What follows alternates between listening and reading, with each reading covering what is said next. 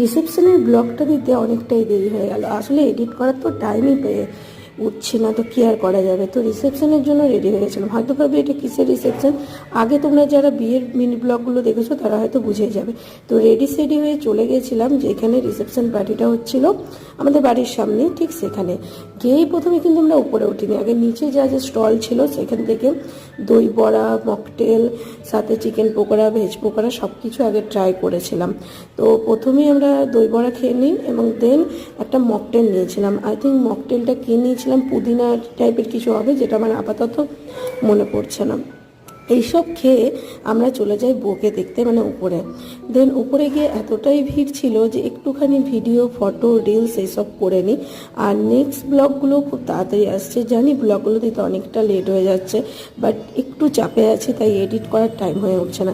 But সব blog কিন্তু আস্তে আস্তে দেখতে পাবে, তো ওয়েট করো।